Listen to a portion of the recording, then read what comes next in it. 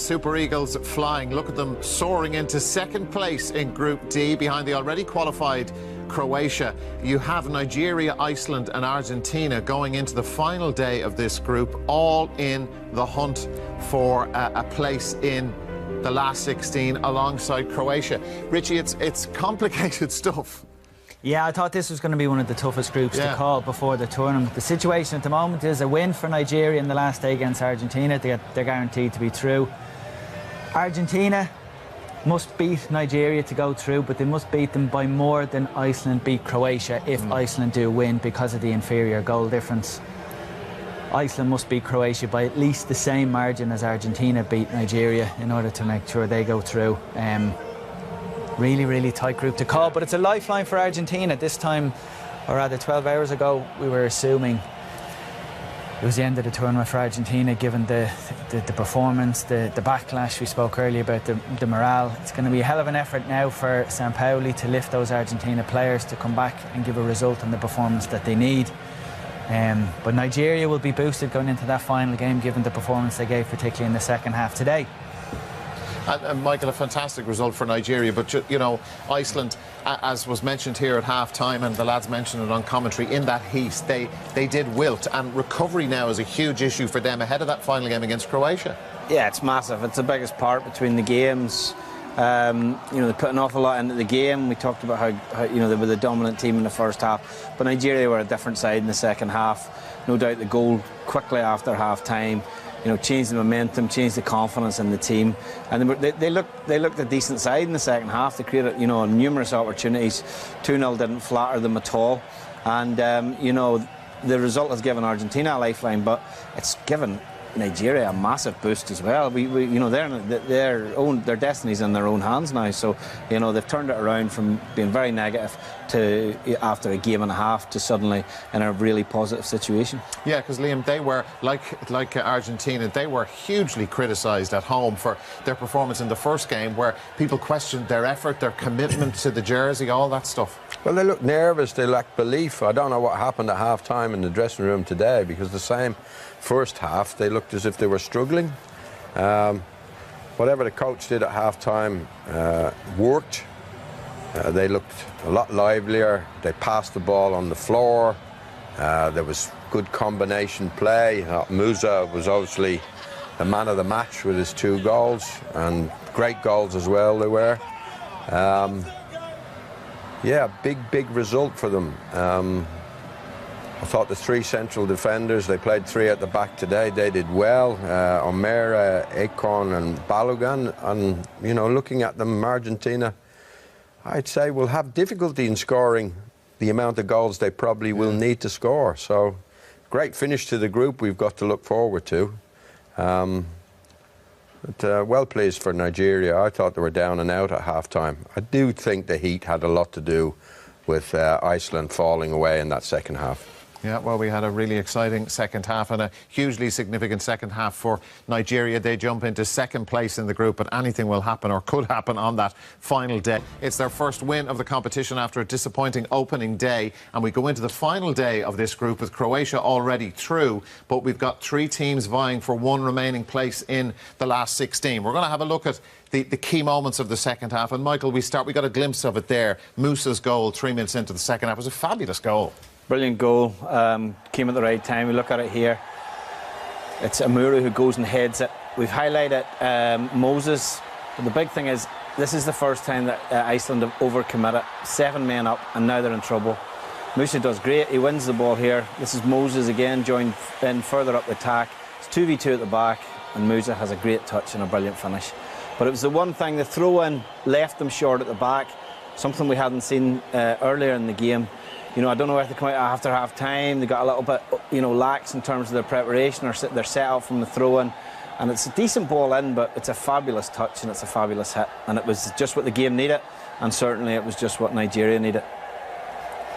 But they'll look back, Iceland, and think, why did we have 7 men up? It's uncharacteristic of them. They do commit at throw-ins, but it's uncharacteristic of them to leave themselves exposed as they did to the counter-attack. To that extent, yeah, OK. And we're going to see Musa, Liam, in action again. 15 minutes from the end. This was the clincher. It sealed it. Yeah, well, I think it was O'Meara again. Clearance, come pass, and he's onto it like a flash. And he skins Arneson, leaves him for dead, and then he starts toying with the goalkeeper, Alderson. You know, it's amazing what a goal can do for you as a striker, and I reckon that first goal gave him the confidence to go and do this. Cost a lot of money from CSKA to go to Leicester City. Like, he's a talented lad, really talented lad, but he didn't do it in the Premier League. He plays well for CSKA.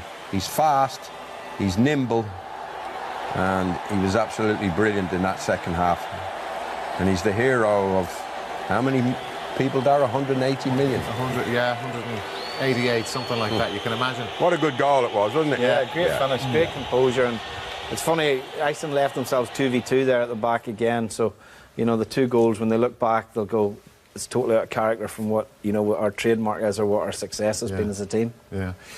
We had a VAR incident earlier on. That goal did turn out to be the clincher, but Iceland had a lifeline. There was a VAR intervention, Richie, and then ultimately the missed penalty. But give us your view on the way this transpired. It was Iceland didn't create many opportunities themselves in the second half. They were disappointing on that front. But this is an incident. There's a clash between Abui and Finn Bogason here. Finn Bogason goes over and the referee initially doesn't give a penalty, but we can see the replays there. It's clearly, I think, a kick in the back of his shin. You can see it there. His left foot kicks his left foot and he goes down. It's clearly in the box. The referee is obviously alerted to this by his colleagues in the VAR office, and it, for me, correctly gives the decision. So I think it's a good use of the technology, and the support systems are there. It supported the referee to avoid making what would have been a game-changing error by not giving that penalty. So he did give the penalty, so in my view it's the right outcome. But an awful penalty then by Sigurdsson. Yeah. So, and that penalty missed, and they might have got back in the game, but even if they didn't get back in the game, that goal could have been hugely important in how the group's going to pan out with goal difference. It could all come down to goal difference. And the miss, like, we were all surprised. I know Brian mentioned on commentary about Sigurdsson missing a lot of the latter part of the season. Okay, you know, they're great penalties when they're scored. They're awful when they're not scored. Yeah, Feel sorry for the guy. Listen, he's excellent. We saw that in the game in terms of his delivery from set pieces. He's going to go high. I never like that 2-step penalty, because if you do go high and it goes wrong, then obviously you don't even get the chance of a rebound, for example. So, as I say, look back, and it was a chance to give themselves a lifeline, but unfortunately he didn't take it. Were you guys okay with that, the VAR intervention there and the way it transpired, yeah? Yeah, I think the decision was right. I think Abui was little bit reckless, a little bit rash in his challenge, and you know, the guys in the video department were right. Because the Icelandic player, where was he? If he'd got the ball, where was he going? Like, Abui just... Well, that's why I mean he was rash there. He wasn't going anywhere. He wasn't threatening the goal. He should have just stood out of the way and let him carry on, and then close him down after that. Fair enough, OK. We have the other Nigerian chances from the second half, Michael. You're going to talk us through these. Yeah, as we saw, like, you know, a team that created nothing in the first. This is the total difference. Look at the space. We never saw that space in the first part of the game. It's a great run, and that was early in the second half. I think that was within 2 minutes of the second half, and suddenly space starts to open up. There, you know, the ball. We never saw this type of combination play. Inside again, good comfortable possession. The men up and high. It's a good strike. Takes a little deflection, a decent save. I think it's Tui has the strike, and it's a good save from the goalkeeper. Again, comes wide here. Victor Moses, we didn't see him in this area of the pitch too much in the first half. Second half, good strike again, off the corner. Good header, could have done a little bit, maybe should have done better in that situation. And they just look like a total different team. Their confidence was up. Again, kicks him on here, good little piece of play, comes right back to Musa, and he's denied, the crossbar denies him the hat-trick. Lovely effort off his right foot, and Moses with a follow-up. But they just played with so much more confidence in the second half. They all wanted the ball. They were chasing things in the first half. They didn't have any structure to their play. And in the second half, as I said, we saw loads of this with their breaking.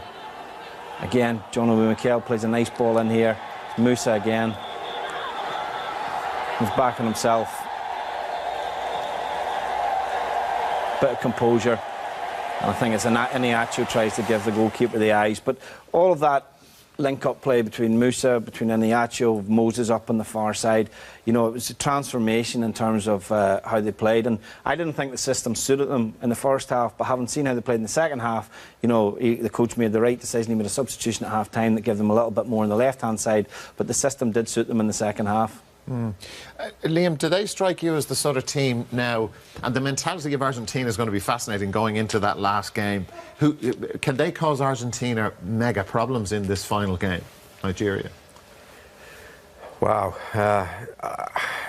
They're obviously going to go in. They're obviously going to go in a very different team to the way they came into the match today. I thought the first half they were poor. They were unsure of themselves. But they grew into that game. I thought, as Michael said, I thought the three at the back worked. They're all big, strong. They can head the ball. They're fast. And they've got Musa and Iniacho on the break. So looking at the way Argentina have played the first two games, I think any team could give Argentina a bit of a problem. Yeah. They're a mess. They're not organised. They're indisciplined. But they'll look upon that as a lifeline, you know.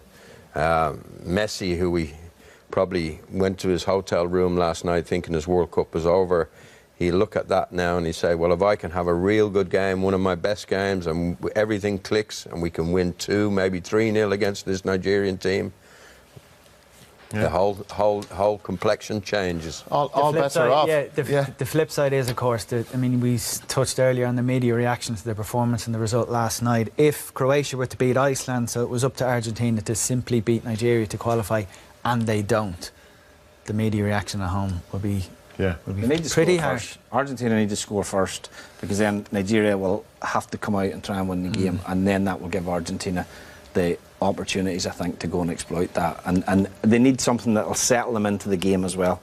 I don't think they'll have a difficulty lifting themselves as a team, because, as Liam touched on, they were on their way home. And now they have... It's not in their own hands totally, but it's as good as they could have hoped for given the start they've had in the competition. And a point you made just earlier on about the Iceland-Croatia match. Croatia are gone through. Their manager, Dalic, has said, we're going to rest a few players. Now, on the face of it, you'd say, OK, that maybe gives Iceland an advantage. That's been an energy-sapping match tonight, and you'll have guys coming in for Croatia who want to make a point. Yeah.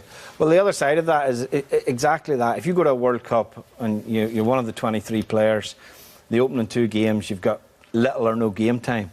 You're not going to waste the opportunity. You're not just going to go through the motions. You know, Croatia will not lose lose the momentum that they've got in the opening 2 games. And as you rightly say, you know, Iceland don't have the resources to make a lot of changes to freshen the team up. I would expect the starting lineup to be along the same lines. And, you know, I think that whatever team Croatia put out will be good enough to beat them, to be honest. It's going to be an amazing last day in that group.